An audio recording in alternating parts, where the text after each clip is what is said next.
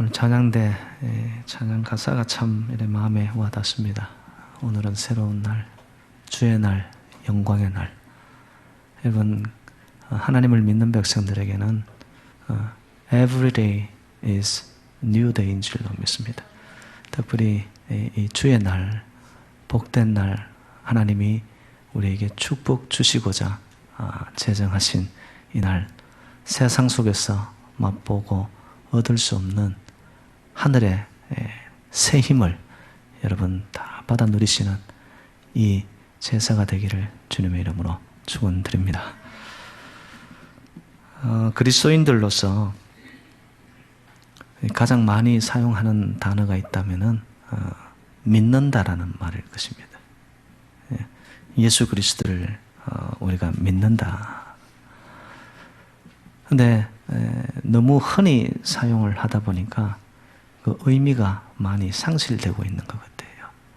근데 여러분, 예수님을 믿는다라고 표현할 때 그 믿는다라는 의미가 오늘도 저희들 예배 가운데 사도신경을 이렇게 암송을 했지만은 그 사도들의 신경이라는 말은 사도들의 믿음을 담은 고백이라는 뜻이거든요. 그래서 영어로 표현하면 The Creed of Apostles 이렇게 표현됩니다. 그래서 creed라는 말은 믿음의 고백이라는 말인데 이 creed 영어는 라틴어의 credo에서 왔습니다. credo라는 뜻은 뭐냐면은 나의 심장을 준다라는 의미입니다. 그래서 우리가 믿습니다라고 고백될 때 그 믿는다는 표현이 하자는 표현이 아니라 내 심장을 줄 수 있을 만큼 그 고백을 담아서 하는 것이 바로 믿는다라는 뜻이죠. 그래서 예수 그리스도를 믿는다, 이 말은 달리 표현하면 예수가 나의 심장입니다. 예수가 나의 주인이십니다. 왕이십니다. 내 삶의 중심입니다 라고 고백하는 거예요. 여러분, 예수가 여러분의 전부이심을 믿으십니까? 이 고백 속에 정말 우리의 가슴 절절한, 또 하나님을 향한, 주님을 향한 나의 그 신실함이 스며져 있는 고백이 되어야 된다는 거죠. 흔히 하는 말로 믿습니다, 그냥 입에 달린 말로 하는 것이 아니고, 그렇죠? 그래서 우리가 예수 그리스도를 믿는다라는 이 표현은 그리스도 중심적인 내 삶의 가치 변화가 일어나는 것을 말합니다.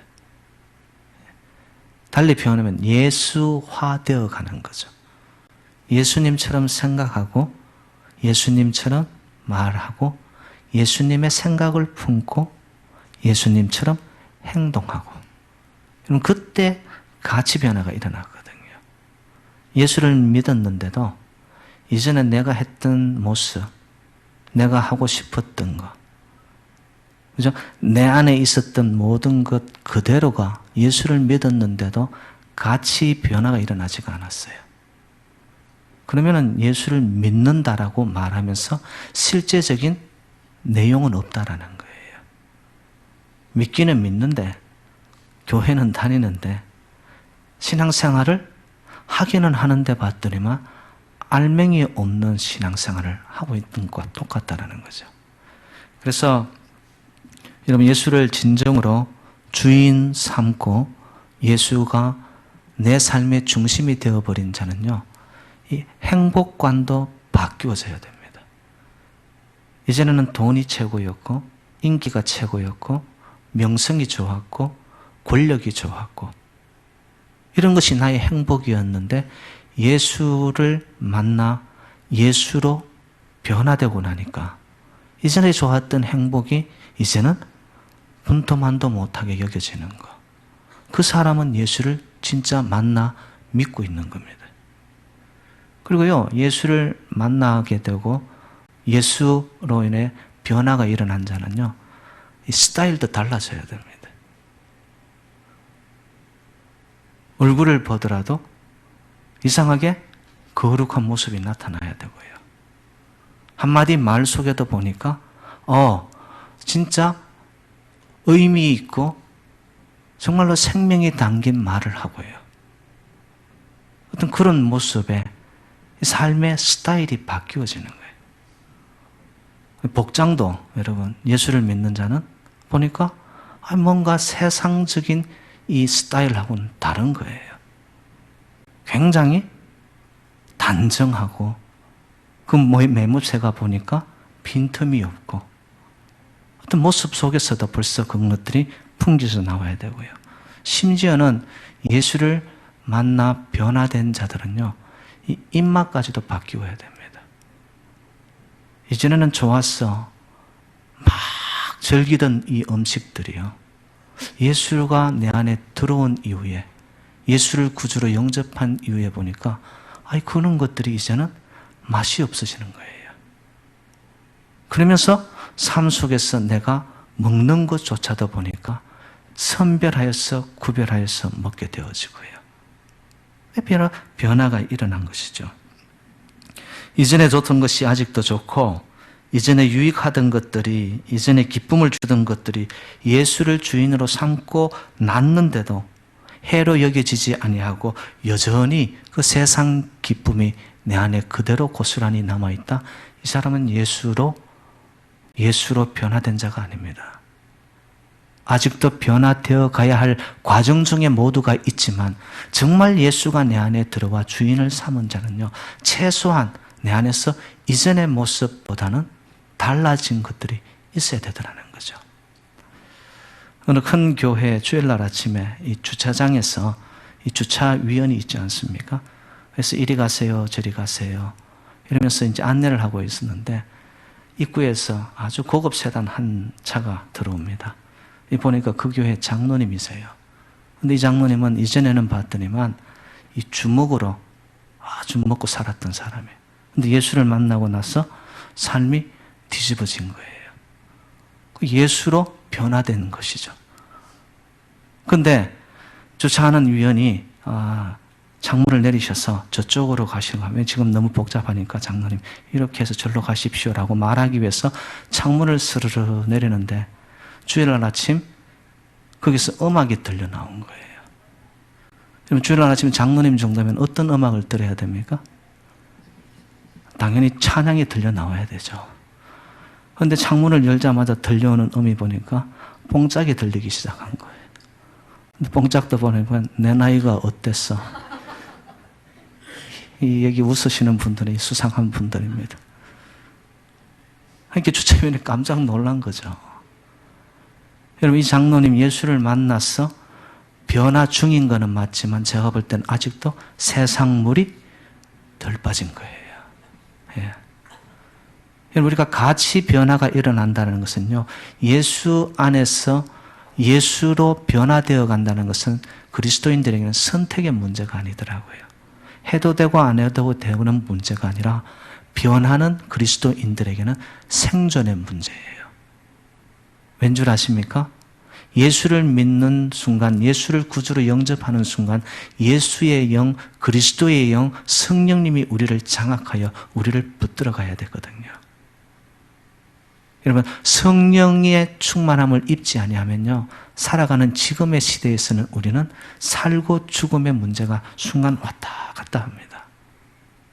그런데 우리는 예수 믿으면서도 적당선에서 이 정도는 하나님도 봐주시겠지, 자기가 먼저 선을 긋고 있습니다.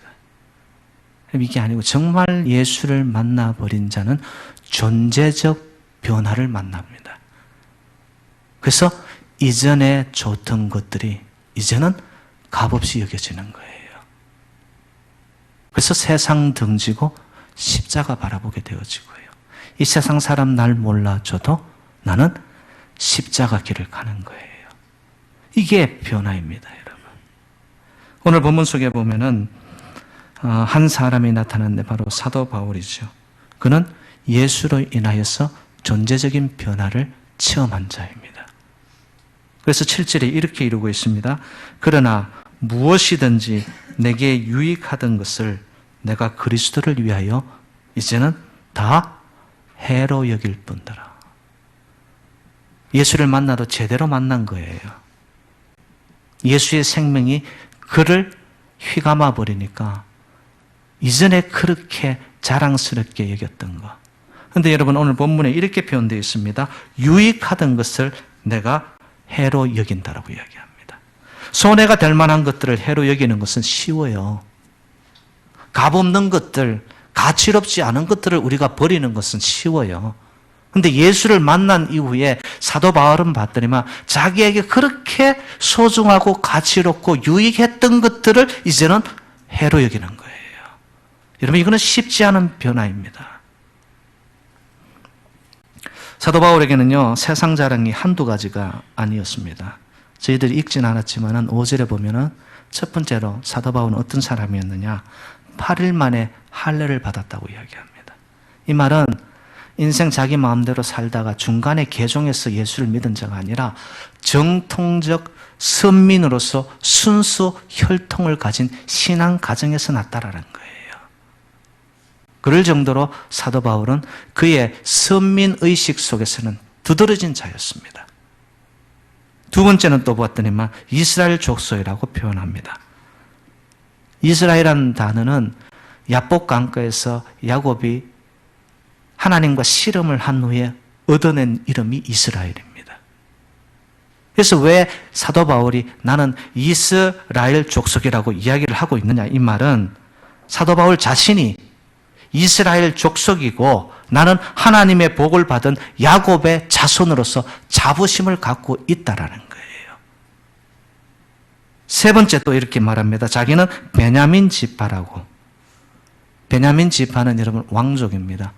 이스라엘의 1대 왕이 사울 왕이죠. 사울 왕이 베냐민 지파입니다.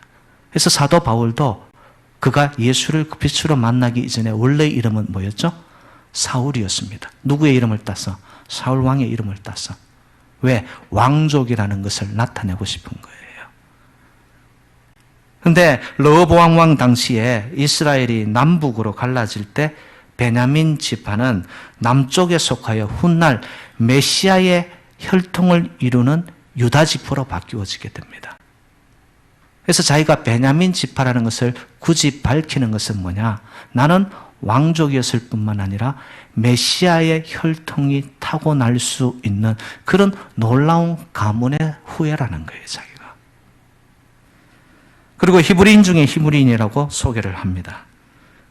문화적으로, 언어적으로 자기는 탁월한 사람이라는 거예요.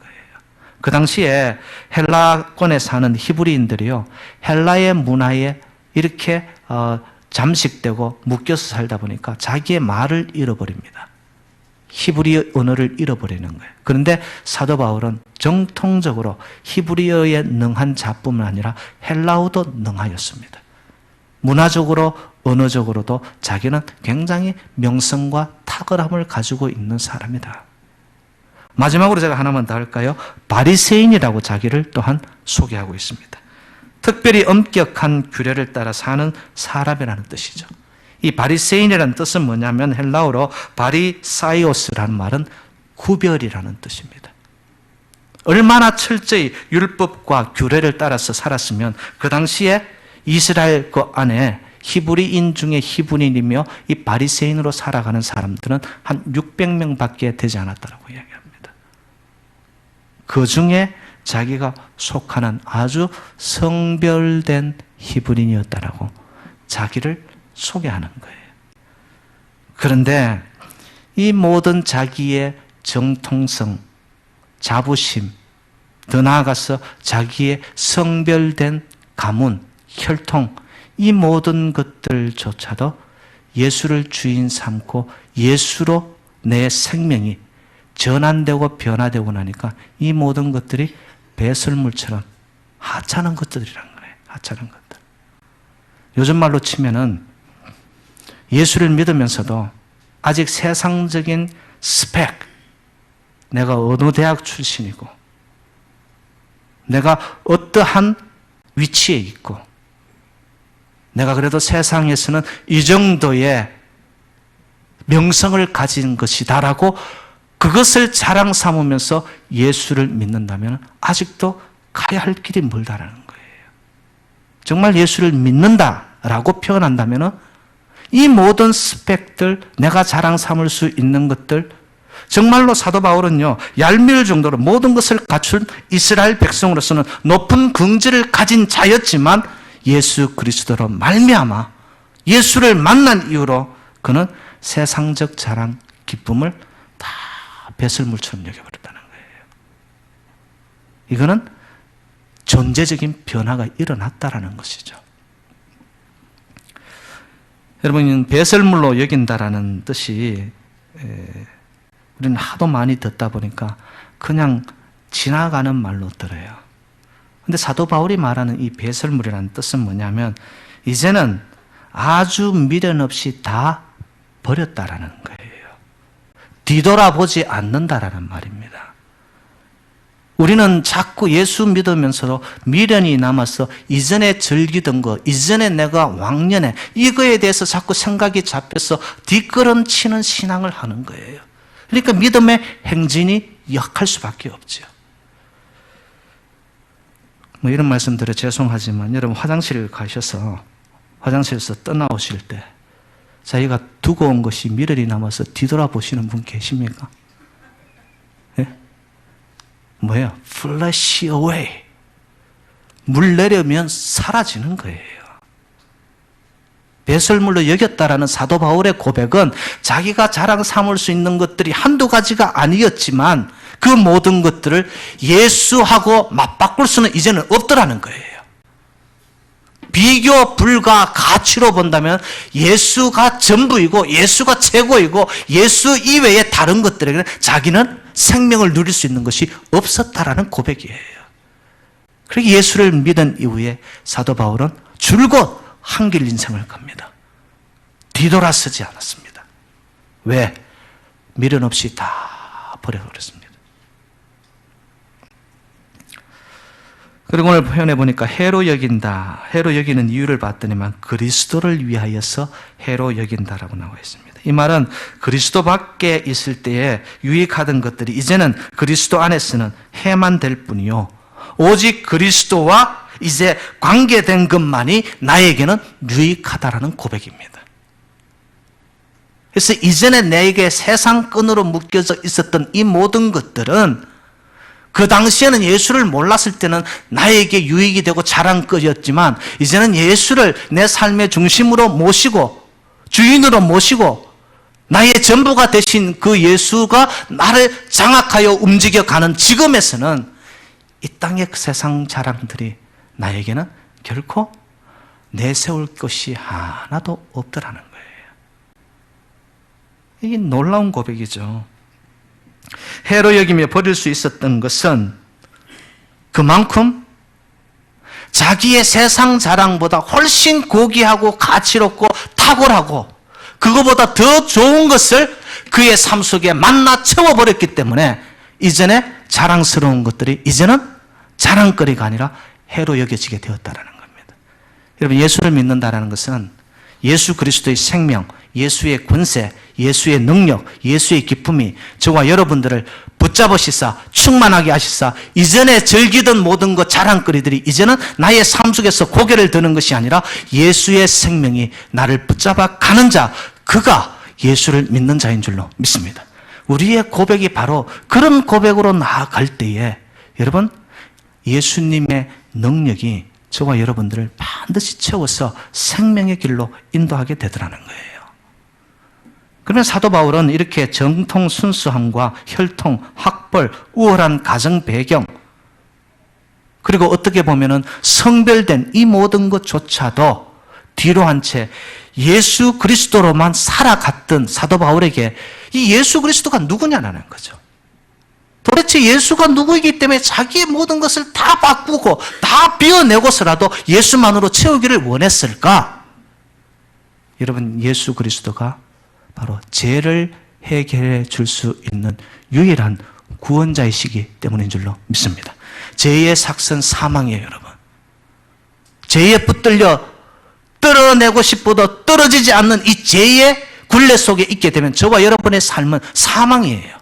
그런데 이 모든 것을 해결해 줄 수 있는 유일한 방법이 봤더니만 예수 그리스도의 보혈의 피가 뿌려지는 곳에는 죄의 권세가 떠나가고 생명의 권세가 우리를 이끌어가는 줄로 믿습니다. 그때 이 생명이 나를 살려내는데 어디로? 영혼으로 이끌어가는 거예요. 바로 예수 그리스도만이 우리의 유일한 영혼의 구원자이신 줄로 믿습니다. 그리고 예수만이 여러분 죽음을 넘어선 부활의 역사를 이루신 부활의 첫 열매가 예수 그리스도인 줄로 믿습니다. 세상에 그 명성 높은 성자들아 할지라도 그들은 전부 다 자기들의 무덤을 갖고 있습니다. 예수 그리스도만은 죽음을 넘어선 부활의 또 다른 하늘의 세계를 이 땅에 보여주신 그리스도, 죽음을 넘어서신 생명의 세계가 있다라는 것, 그것을 보여주신 부활의 첫 열매. 그래서 우리가 예수를 믿는다, 정말로 그 생명이 나를 붙들어 구원의 기쁨이 나를 감격으로 인도하여 가는 자는요, 삶의 현장 속에서 여러분 everyday 부활하는 거예요. 넘지 못할 가로막고 있는 장애, 방해들이 있다 할지라도 예수 생명이 내 안에 있지, 예수 부활이 내 부활이지, 그러면서 그것을 거뜬히 넘어가는 자, 예수 그리스도가 부활의 첫 열매가 되셨기 때문에. 그리고 성경은 세 번째로 예수 그리스도께서 성천하신 이후에 봤더니만 오늘 저희들이 사도신경에서도 고백한 것처럼 우편에 앉아 계셔서 바로 저와 여러분들을 위하여 중보해 주시는 분이 예수 그리스도인 줄로 믿습니다. 중보라는 말은 변호해 주는 거예요. 여러분 저와 여러분들 다 이렇게 틀어놓으면 먼지투성이잖아요. 이거 가지고는 하나님 앞에 설 수 없는 거거든요. 그런데 세상은요, 사단의 세력들은요, 조그만 거 하나가 있어도 이것을 막 들추어내려고 합니다. 그런데 예수님은 봤더니만 그 많은 수많은 것들을 내 안에 먼지투성이, 모순투성이임에도 불구하고 예수님께서 그것을 혼자 다 독박을 쓰시거나 이 사람은 하나님 의인입니다, 중보해 주는 거예요. 바로 저와 여러분 지금도 우리를 위하여서 중보해 주시는 예수 그리스도가 있기 때문에 우리는 하나님 심판장 대신 하나님 앞에 담대히 나아가게 되는 줄로 믿습니다. 예수님이 그러신 분이라는 거예요. 그 예수님을 사도 바울은 가슴으로 존재로 만나버렸기 때문에 이 땅에 그렇게 자랑 삼았던 것들이 이제는 분토만도 못하게 배설물로 여기며 이제는 그것에 대해서 미련남아 뒤돌아보지 않는 거예요. 그렇게 여겼던 그리스도가 사도 바울에게는요, 한마디로 표현하면은 everything, 전부가 되어버렸더라는 것이죠. 당연히 예수가 진리요 길이요 생명이 되었기 때문에 예수 그리스도를 통하여 사도 바울은 자기가 누구인지를 알게 됩니다. 그리고는 내가 무엇을 향하여 가야 되고 어떻게 살아야 되는지를 정확하게 깨닫게 됩니다. 그러면서 사도 바울의 인생의 목적과 방향과 가치가 전환이 일어나는 거예요. 이제는 혈기가 왕성하고 살기 등등하여서 정말로 예수 믿는 자들을 잡아 죽이는 종교적인 열심을 내었던 자였는가 하면 그가 바뀌고 나니까 목적을 어디에 두느냐? 세계 1, 2, 3차 전도 선교행을 떠나기까지 자기 목숨을 던지기까지 하나님 나라 확장을 위하여 쓰임받는 축복의 통로가 되었더라는 거예요. 여러분 사도 바울 한 명을 통하여서 세계가 복음화되기 시작합니다. 그것뿐만이 아니라 여러분 신약이 27권으로 되어 있는데 사도 바울이 친필로 기록한 서신들이 13권이 됩니다. 한 사람이 이루어낸 그 역사로 말미암아. 왜? 예수가 전부가 되어버렸기 때문에. 그래서 예수를 위해서라면 자기 모든 것을 던진 사람이 되어버립니다. 그래서 그의 서신 곳곳에서는 이런 표현들이 나타나죠. 로마서 14장 8절에는 봤더니만 우리가 살아도 주를 위하여 살고 죽어도 주를 위하여 죽나니 그러므로 사나 죽으나 우리는 주의 것이로다. 놀라운 고백이죠. 사나 죽으나 나는 주님의 것입니다. 고린도전서 10장 31절 그런즉 너희가 먹든지 마시든지 무엇을 하든지 다 하나님의 영광을 위하여 하라. 무엇을 하더라도 삶의 골, 가치가 봤더니만 The glory of God. 하나님의 영광. 하나님의 영광. 한 구절만 제가 더 나눌게요. 빌립보서 1장 21절. 이는 내게 사는 것도 그리스도니 죽는 것도 유익함이니라. 이제는 예수를 위해서 내가 죽어도 그 자체가 봤더니만 죽음으로 끝나는 것이 아니라 내가 예수를 위해 죽었는데 죽음 자체가 나에게는 힘이 되고 유익이 되고 덕이 되더라는 거예요. 여러분, 삶의 완전한 변화이죠.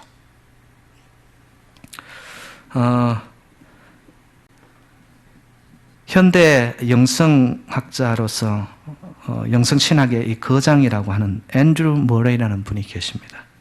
이 앤드류 머레이가 하루는 이 새벽에 고요한 시간에 깊은 영성이 있으니까 영으로 하나님과의 대화를 나눕니다.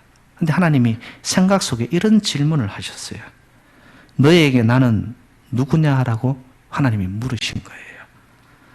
그때 앤드류 머레이 살아온 삶이 영성을 수련하면서 하나님이 원하시는 길을 가는 사람이니까 자신 있게 이렇게 대답합니다. 네, 주님은 저에게 항상 첫째입니다. 첫째입니다. 이렇게 고백을 했어요. 그런데 이상하게 자기에게 오는 영적인 느낌, 이것이 봤더니만 하나님이 그렇게 기뻐하지 않는 것 같아요. 그래서 하루 종일 그것을 놓고서 고민을 한 거예요. 뭐 때문에 하나님이 이렇게 기뻐하지 않았을까? 내가 무엇을 잘못 대답했지? 근데 순간 깨달음이 온 거예요. 그리고는 하나님 앞에 다시 이렇게 고백을 합니다. 예, 하나님은 저에게 있어서 전부입니다. 그렇게 고백하고 나니까 마음에 하나님의 마음이 느껴지기 시작하는 거예요. 그래, 맞아. 내가 그 고백이 기쁘구나. 여러분, 첫째는 좋은 겁니다. 근데 여러분 생각해 보세요. 첫째가 있다는 것은 둘째, 셋째가 있다는 거예요.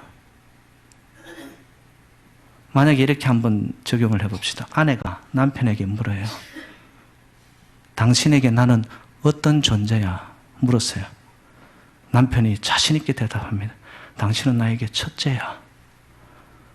이러면 아내들이 좋아하시죠? 근데 알고 봤더니만 첫째는 와이프고, 둘째는 미스 고고, 셋째는 미스 리가 있는 거예요. 그럼 여러분 기분 좋겠어요? 아니라는 거죠. 그 미묘한 고백의 차이인데, 첫째라고 말하는 것은 그 다음이 있다라는 것이고, 전부입니다라고 하는 것은 다음이 없고 You are the only one. 여러분, 예수 그리스도가 저와 여러분의 인생의 전부가 되시기를 주님의 이름으로 축원드립니다. 내 전부를 드리잖아요. 내 존재 전체를 드리잖아요. 하나님은 어떻게 하시는 줄 아세요? 오늘 본문에 봤더니만 8절에 이렇게 나옵니다. 그리스도를 얻고, 내 전부를 드릴 때에 무엇이 나에게로 오냐? 그리스도의 생명이 오고요. 그리스도를 얻게 된다는 것은 달리 표현하면 하나님인 저와 여러분들을 자녀로 삼여 주신다는 거예요. 자녀에게 주어진 특권이 뭘까요? 아버지가 가진 모든 것이 저와 여러분 것이 되는 줄로 믿습니다. 하나님 안에는 어떤 것이 있을까요? 예수 안에는 골로새 2장 3절에 봤더니만 그 안에는 지혜와 지식의 모든 보화가 감추어 있느니라. 모든 보화가 예수 안에 있는데 내 전부를 드리는 고백을 믿음으로 나아가 주님 앞에 드렸더니만 예수 안에 있는 전부가 나에게로 주어지는 축복. 그때 나타나는 것이 뭐냐면 연합의 축복입니다. 예수와 내가 하나가 되는 거죠. 그 연합 속에 봤더니만 생명이 꿈틀거리고 해요. 내 안에서 죄를 넘어서는 구원의 감격이 꿈틀거리고 해요. 세상의 어떤 슬픔과 좌절도 이겨나갈 수 있는 영원한 기쁨이 나에게 자리 잡기 시작하고요. 그리고 진리가 무엇인지 그 진리가 나를 자유롭게 만들어 가고요. 더 나아가서 삶의 절망의 자리에 있었는데 봤더니만 그 절망이 예수 그리스도가 얻고 나니까 예수 안에 있는 소망이 나에게 있는 어두움들을 몰아내기 시작하는 거예요. 그때 이 기쁨과 희열을 맛본 자는 예수를 떠나 살 수 없게 되는 거죠. 사도 바울이 바로 그런 자였다는 거죠. 영국 왕립연구소 교수인 럼프리 데이비라는 사람이 있습니다. 이분은 전기공학을 전공하는 사람이에요. 과학자예요. 여러분, 과학하고 이 신앙, 믿음하고는 어떻게 보면 극과 극인 것 같죠. 왜? 굉장히 이성적이고 계산이 정확해야 되는 거거든요. 그런데 믿음은 이 계산으로 가는 게 아니거든요. 그런데 그에게 어떤 사람이 이렇게 물었습니다. 세상에서 가장 귀한 것이 무엇이죠? 이래 대답합니다. 나는 다른 사람들의 정신력, 천재성, 권력, 재물은 부러워하지 않는다. 나에게 가장 귀한 것을 택하라고 한다면 나는 예수 그리스도를 향한 믿음을 택할 것이다. 믿음은 인생의 선을 훈련시키며 희망이 쇠할 때 새로운 희망을 주고 삶과 죽음을 일깨워주며 굴욕과 수치를 천국으로 향하는 사다리가 되게 하고 영원한 기쁨을 준다. 여러분, 예수 그리스도 안에 그리스도를 내가 얻고 나면 영원한 기쁨이 주어지는 줄로 믿습니다. 삶과 죽음의 의미를 깨닫게 되어지고요. 죽었는데 죽음 이후에 갈 곳이 없는 자는 너무나 불행한 자입니다. 저와 여러분들은 예수 그리스도를 얻고 나니까 갈 곳이 생겼어요. 더 나아가서 우리의 삶 속에 희망이 쇠할 때 그리스도가 우리에게 새로운 희망을 불어넣어 주는 거예요. 끝난 자리가 아니고 그 끝난 자리에서 잘려진 밑둥이에서 예수님께서 하시는 일은 봤더니만 그 그릇뜨기를 통하여 새로운 새싹이 돋게 하면서 하나님의 나라의 건설의 교두보가 되게 하는 새로운 희망을 시작하게 하는 하나님. 바로 그 모든 것이 그리스도 안에 있더라는 것이죠. 사랑하는 여러분들, 예수 그리스도로 살고 예수로 죽으셔서 주 예수보다 더 귀한 것은 없네. 내가 원하는 것은 주님 한 분밖에 없다라는 그 고백을 통하여 나의 전부를 다 드릴 때 하늘의 생명의 전부를 우리가 담아낼 수 없을 만큼 하늘의 축복을 받아 누려 이 세상을 거뜬히 이겨나가는 주의 백성들이 되시기를 주님의 이름으로 축원드립니다. 하나님 아버지, 감사드립니다. 이전에 내게 유익하고 자랑 삼았던 거 다 내려놓고 해로 여기며 분토만도 못하게 여기며 이제는 예수 생명 내 생명, 예수 권세 내 권세, 예수 부활 내 부활, 예수 소망 내 소망 되어져서 예수만으로 예수가 전부가 되어 그런데 봤더니만 하늘의 생명이 나에게 주어져 주님 안에서 온전한 연합을 통하여 이 땅을 날마다 승리하여 가는 주의 백성들 되게 하여 주옵소서. 모든 말씀 예수 그리스도 이름으로 간절히 축복하며 기도 올리옵나이다.